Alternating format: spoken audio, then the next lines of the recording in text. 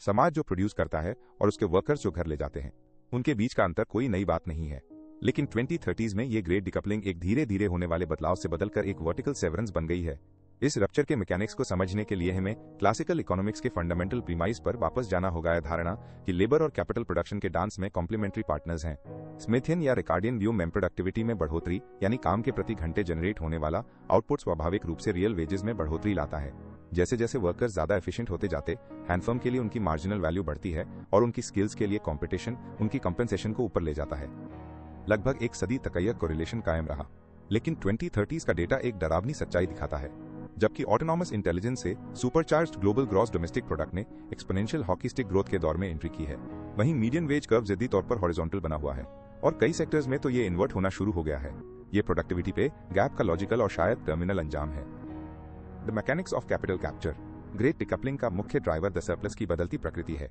एक traditional industrial economy में productivity gain यानी मान लीजिए एक तेज असेंबली लाइनों के लिए भी मशीन के रिदम को देखने के लिए एक ह्यूमन ऑपरेटर की जरूरत होती थी। ह्यूमन एक बॉटल नेक था और इसलिए ह्यूमन के पास लेवरेज था। 2030s में बॉटल नेक को डिजिटाइज कर दिया गया है।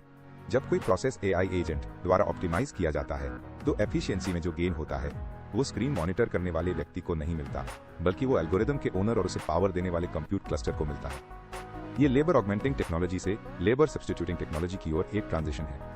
पहले वाले मेंटूर वर्कर को और ज्यादा वैल्यूएबल बनाता है, दूसरे वाले मेंटूर वर्कर को रिडंडेंट बना देता है। क्योंकि एक एआई एजेंट को रेप्लिकेट करने की मार्जिनल कॉस्ट लगभग जीरो है, इसलिए ऑटोमेटेड सिस्टम द्वारा जनरेट की गई सरप्लस वैल्यू पूरी तरह से कैपिटल द्वारा कैप्चर कर ली जाती है। कंप्यूट टू लेबर रेशो पर विचार करें।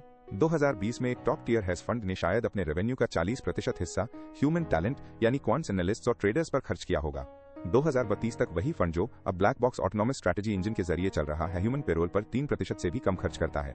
बाकी का 97% हिस्सा infrastructure cost, compute, proprietary data licensing और सबसे महत्वपूर्ण बात इक्विटी होल्डर्स के लिए कंसंट्रेटेड प्रॉफिट में बढ़ जाता है। जो इंटेलिजेंस वेल्थ जनरेट करती है वह बैलेंस शीट पर एक एसेट है की पेरोल पर कोई इंसान। लॉजिस्टिक्स पैराडॉक्स यानी 2030 का एक केस स्टडी।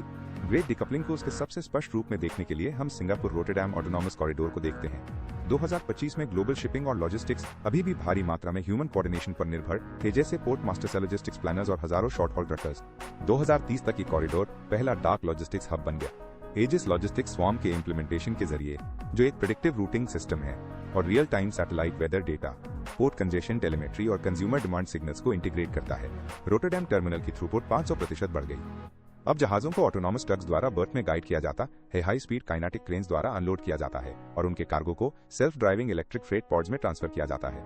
ये सब बिना एक भी इंसान के मैनिफेस्ट को छुए होता है। इसके इकोनॉमिक रिजल्ट्स चौंकाने वाले हैं। ऑपरेटिंग फर्म्स का रेवेन्यू बहुत तेजी से बढ़ा क्योंकि ह्यूमन एरर की लेटेंसी खत्म हो गई। प्रेडिक्टिव रूटिंग ने फ्यूल कंजम्पशन को 30% कम किया और पोर्ट टर्नओवर को 5 गुना बढ़ा दिया।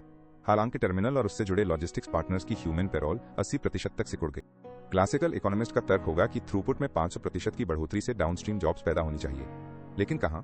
ट्रक ड्राइवर्स को एआई इंजीनियर्स के रूप में अपस्किल नहीं किया गया, बल्कि उन्हें वैल्यू चेन से बस हटा दिया गया। एफिशिएंसी में उस 500% के उछाल से जो वेल्थ जनरेट हुई वह 5000 डॉक वर्कर्स की वेजेस के जरिए लोकल इकोनॉमी में नहीं गई। इसके बजाय उस सॉफ्टवेयर कॉन्ग्लोमरेट के डेटा मोड में चली गई जिसके पास एजेस का लाइसेंस है।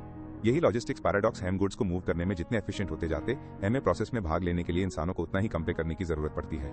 नेशंस की वेल्थ तो बढ़ती है, लेकिन वर्कर की वेल्थ गायब हो जाती है। लेबर की बार्गेनिंग पावर का कम होना। ग्रेट डिकपलिंग लेबर के रिजर्वेशन वेज के पूरी तरह से खत्म होने की कहानी भी है। रिजर्वेशन वेज यानी वो कम से कम मेहनताना जो एक वर्कर किसी काम के लिए स्वीकार करता है।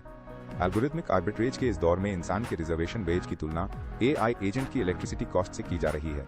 अगर एक एआई एजेंट $0.04 की कंप्यूट पावर प्रति घंटे में लीगल डिस्कवरी का काम कर सकता है, तो एक इंसान वकील उसका मुकाबला नहीं कर सकता, भले ही वो एक कटोरा चावल के लिए काम करने को तैयार हो। यह एक वेज सीलिंग पैदा करता है जो इंसान के जीने की लागत से पूरी तरह से अलग हो गई है। हम देख रहे हैं कि कई कॉग्निटिव और मैनुअल सेक्टर्स में इंसान की मेहनत की मार्केट क्लियरिंग कीमत इंसान की बुनियादी जरूरतों के खर्च से भी कम हो गई है।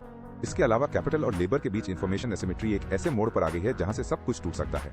20वीं सदी में एक यूनियन हड़ताल कर सकती थी क्योंकि एम्प्लॉयर को पता नहीं होता था कि उनके बिना फैक्ट्री कैसे चलानी है। 2030 में एम्प्लॉयर, जो अक्सर एक डिसेंट्रलाइज्ड एंटिटी होता है, पूरी ऑपरेशन का एक डिजिटल ट्विन रखता है। वे 1000 अलग अलग स्टाफिंग कॉन्फ़िगरेशन को सिमुलेट कर सकते हैं और उस सटीक पल को पहचान सकते हैं जब एक इंसान सिस्टम की एफिशिएंसी के लिए नेट नेगेटिव बन जाता है। लेबर ने बाधा डालने की शक्ति खो दी है क्योंकि सिस्टम को इस तरह डिजाइन किया गया है कि वो इंसान की रुकावट को वैसे ही दरकिनार कर दे जैसे जीपीएस ट्रैफिक जाम को दरकिनार करके रास्ता निकाल लेता है। रेंटियर टर्न और कंप्यूट का केंद्रीकरण। जैसे जैसे लेबर और वैल्यू के बीच का संबंध टूट रहा है, हम एक न्यू रेंटियर इकोनॉमी का उदय देख रहे हैं। इस मॉडल में वेल्थ काम करने से यानी लेबर से पैदा नहीं होती और न ही इन्वेस्टिंग यानी ट्रेडिशनल कैपिटल से, बल्कि डिजिटल एज की जरूरी बाधाओं यानी कंप्यूट पावर और प्रोपराइटरी डेटा के मालिक होने से पैदा होती है। ग्रेट डिकपलिंग इसलिए और भी गंभीर हो गई है क्योंकि प्रोडक्शन के साधन अब ऐसी फिजिकल फैक्ट्रीज नहीं हैं जिन्हें कहीं भी बनाया जा सके। ये विशाल और ज्यादा एनर्जी खर्च करने वाले सर्वर फार्म्स हैं और मल्टी ट्रिलियन पैरामीटर मॉडल्स के वेट्स और बाइसेस हैं। इंटेलिजेंस के फ्रंटियर पर मुकाबला करने के लिए जो कैपिटल चाहिए वो इतनी ज्यादा है कि ये एक नेचुरल मोनोपोली पैदा करती है। जब कंप्यूट सॉवरन का एक छोटा समूह उन सिस्टम्स का मालिक होता है जो 90% इकोनॉमिक सरप्लस पैदा करते हैं, तो पारंपरिक ट्रिकल डाउन मैकेनिज्म फेल हो जाते हैं। जब ऑटोमेटेड लेबर की सप्लाई वास्तव में अनंत हो और उस लेबर की कॉस्ट मूर्स लॉ के एक वर्जन के अनुसार घट रही हो, तो वेतन बढ़ाने का कोई इंसेंटिव नहीं होता। औसत वर्कर के लिए लेबर का मार्जिनल प्रोडक्ट जीरो के करीब पहुंच रहा है, इसलिए नहीं कि वर्कर आलसी या अनस्किल्ड है, बल्कि इसलिए क्योंकि मशीन इन्फिनिटली ज्यादा स्केलेबल है। स्टैंडर्ड ऑफ लिविंग प्रॉक्सी की मौत। दशकों तक हमने जीडीपी पर कैपिटा का इस्तेमाल स्टैंडर्ड ऑफ लिविंग के प्रॉक्सी के रूप में किया। द ग्रेट डिकपलिंग ने इस मेट्रिक को एक खतरनाक भ्रम बना दिया है। 2030 में एक देश अपनी जीडीपी को 10% बढ़ते हुए देख सकता है, जबकि मीडियन हाउसहोल्ड इनकम 5% गिर सकती है। ये तब होता है जब ग्रोथ पूरी तरह से ऑटोमेटेड ग्रोथ होती है, यानी मशीनों द्वारा जनरेट की गई वेल्थ जो ऑफशोर एंटिटीज या अत्यधिक केंद्रित घरेलू एलीट के पास होती है और जिसे और अधिक मशीनों में री इन्वेस्ट किया जाता है। ये घोस्ट ग्रोथ एक ऐसा समाज बनाती है जो बैलेंस शीट पर तो अमीर दिखता है लेकिन सड़कों पर गरीब महसूस होता है। ये डिजिटल स्टेरॉइड पर गिल्डेड एज है। वैल्यू तो क्रिएट की जा रही है लेकिन इंसानी समय की कीमत जीरो तक कम की जा रही है। ये सोशल कॉन्ट्रैक्ट के बुनियादी टूटने की ओर ले जाता है। अगर नेशनल पाई बढ़ रही है लेकिन वर्कर का स्लाइस रिलेटिव और एब्सोल्यूट दोनों टर्म्स में छोटा हो रहा है, तो मार्केट इकोनॉमी का नैतिक औचित्य खत्म होने लगता है। Zero marginal productivity trap. हमें जीरो मार्जिनल प्रोडक्टिविटी यानी जेडएमपी ट्रैप को एड्रेस करना होगा। एक हाइपर एफिशिएंट मार्केट में फर्म्स पर लेटेंसी खत्म करने का भारी दबाव होता है। 2030 में लेटेंसी का सबसे महत्वपूर्ण सोर्स इंसान है। इंसानों को नींद चाहिए, उनमें इमोशनल वेरिएशन होते हैं। उन्हें कॉम्प्लेक्स लीगल और फिजिकल इंफ्रास्ट्रक्चर चाहिए, जैसे ऑफिस, इंश्योरेंस और एचआर, और वे फाइबर ऑप्टिक इंटरकनेक्ट्स की तुलना में बहुत धीमी गति से कम्युनिकेट करते हैं।